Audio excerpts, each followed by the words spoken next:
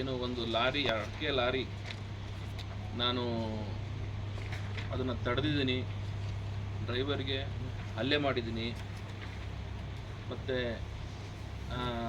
ಅವ್ರ ಹತ್ರ ನಾನು ದುಡ್ಡು ಕೇಳಿದ್ದೀನಿ ಅನ್ನೋ ಆರೋಪ ಇನ್ನು ಕರ್ನಾಟಕ ರಾಜ್ಯ ರೈತ ಸಂಘದ ಗೌರವಾನ್ವಿತ ಅಧ್ಯಕ್ಷರಾದ ಬಸವರಾಜಪ್ಪನವರು 25ನೇ ತಾರೀಕು ಗಂಭೀರ ಆರೋಪನ ಮಾಡ್ತಾರೆ ನನ್ನ ವಿರುದ್ಧ. ಮೊದಲನೇದಾಗಿ ಆ ಒಂದು ಆರೋಪನ ನಾನು ತಳ್ಳಿ ಹಾಕ್ತೀನಿ. ಆ ಒಂದು ಆರೋಪಕ್ಕೆ ಯಾವುದೇ ಆಧಾರ ರಹಿತ ಅಂತ ನಾನು ಈ ಒಂದು ಸಂದರ್ಭದಲ್ಲಿ ಸ್ಪಷ್ಟನೆ ಮಾಡ್ತೀನಿ. ಇದಕ್ಕೆ ನಾನು ಏನು ಸ್ಪಷ್ಟನೆ ಕೊಡ್ಬೇಕು, ಅವರ ಆರೋಪಗಳಿಗೆ ನಾನಿವತ್ತು ಸ್ಪಷ್ಟನೆ ಕೊಡೋಕ್ಕೆ ಈ ಒಂದು ಪತ್ರಿಕಾಗೋಷ್ಠಿನ ಕರೆದಿದ್ದೀನಿ. ಇವತ್ತು ಅವ್ರು ಏನು ಹೇಳ್ತಾರಲ್ಲ, ಲಾರಿ ಉಲ್ಲಾಸ್ ರಸ್ತೆಯಲ್ಲಿ ತಡೆ ಹಿಡ್ದ, ಡ್ರೈವರ್ಗೆ ಕೊಳಪಟ್ಟಿ ಹಿಡ್ದು ಎಳ್ದ, ಇದಕ್ಕೆ ನಾನು ಮೊದಲೇದಾಗಿ ಸ್ಪಷ್ಟನೆ ಕೊಡ್ತೀನಿ.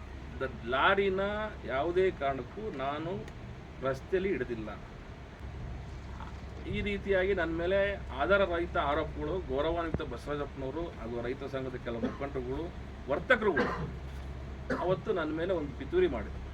ಇಂಡೋನೇಷ್ಯಾ, ಬರ್ಮಾ ದೇಶದಿಂದ ಅಡಿಕೆ ತರಿಸಿ ಈ ವರ್ತಕರುಗಳು, ರೈತರು ಯಾರು ಮಾಡ್ತಿಲ್ಲ, ನಮ್ಮ ಜಿಲ್ಲೆಯ ಅಡಿಕೆ ಜೊತೆಗೆ ಆ ಒಂದು ಇಂಡೋನೇಷ್ಯಾ, ಬರ್ಮಾ ಅಡಿಕೆಯನ್ನು ಮಿಕ್ಸ್ ಮಾಡಿ ಇವತ್ತು ನಮ್ಮ ಸ್ಥಳೀಯ ಅಡಿಕೆ ರೇಟ್ನ ಡೌನ್ ಮಾಡ್ತಾಯಿದ್ರು. ಅದು ವಿರುದ್ಧ ನಾನು ಜನವರಿಯಿಂದನೂ ಹೋರಾಟ ಮಾಡ್ಕೊಂಡು ಬಂದಿದ್ದೀನಿ.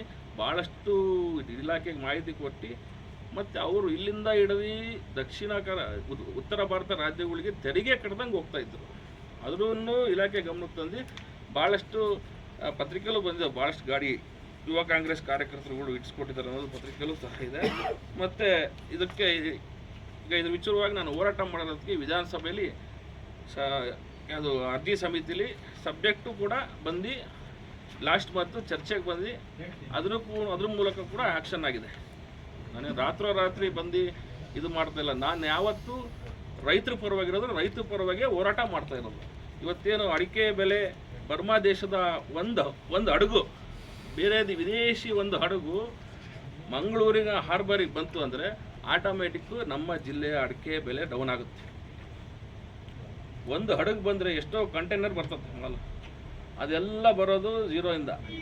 ಅಲ್ಲಿಂದ ಎಲ್ಲ ಈ ವರ್ತಕರುಗಳಿಗೆ ಡಿಸ್ಪ್ಯೂಟ್ ಆಗಿ ಅವರು ರೆಡ್ ಆಕ್ಸೈಡನ್ನು ಮಿಕ್ಸ್ ಮಾಡಿ ನಮ್ಮ ಅಡಿಕೆ ಜೊತೆಗೆ ಬರೆಸಿ ಅದನ್ನು ಸುಪಾರಿ ಕಂಪ್ನಿಗಳಿಗೆ ಹೆಚ್ಚಿನ ಬೆಲೆಗೆ ಮಾರ್ತಾರೆ.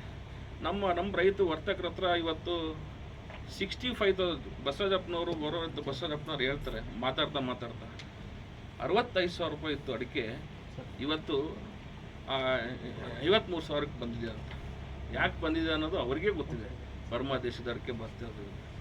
ನಾನು ಗೌರವಾನ್ವಿತ ಬಸವರಾಜಪ್ಪವ್ರಿಗೆ ಕೇಳೋಕ್ಕೆ ಇಷ್ಟಪಡ್ತೀನಿ, ದಯಮಾಡಿ ನೀವು ಯಾವತ್ತು 65,000 ರೂಪಾಯಿ ಇದ್ದ ಅಡಿಕೆ 50,000ಕ್ಕೆ ಬಂತಲ್ಲ, 15,000 ಒಂದು ಕ್ವಿಂಟಲಿಗೆ ರೇಟ್ ಡೌನ್ ಆದಾಗ ನೀವು ಬಂದು ಹೋರಾಟ ಮಾಡಬೇಕಿತ್ತು ಸ್ವಾಮಿ, ರೈತರ ಪರವಾಗಿ ಹೋರಾಟ ಮಾಡಬೇಕಿತ್ತು ಅಂತ ಈ ಒಂದು ಪತ್ರಿಕಾಗೋಷ್ಠಿಯಲ್ಲಿ ನಾನು ಅವರಿಗೆ ಒಂದು ಕೇಳೋಕ್ಕೆ ಇಷ್ಟಪಡ್ತೀನಿ. ಮುಂದಿನ ದಿನಗಳಲ್ಲಿ ರೈತರ ಅಡಿಕೆ ಬೆಲೆ ಯಾವತ್ತು ಡೌನ್ ಆಗುತ್ತೋ ಅವತ್ತು ನೀವು ಬರ್ರಿ, ನಿಮ್ಮ ಜೊತೆಗೆ ನಾನಾಗಲಿ, ನಮ್ಮ ಯುವ ಕಾಂಗ್ರೆಸ್ ಆಗಲಿ, ನಮ್ಮ ಸ್ಥಳೀಯ ಎಲ್ಲ ಅಡಿಕೆ ಬೆಳೆಗಾರರು ನಿಮ್ಮ ಜೊತೆಗಿರ್ತೀವಿ ಅಂತ ಈ ಬಸವರಾಜಪ್ಪರಿಗೆ ನಾನು ಹೇಳೋಕ್ಕೆ ಇಷ್ಟಪಡ್ತೀನಿ.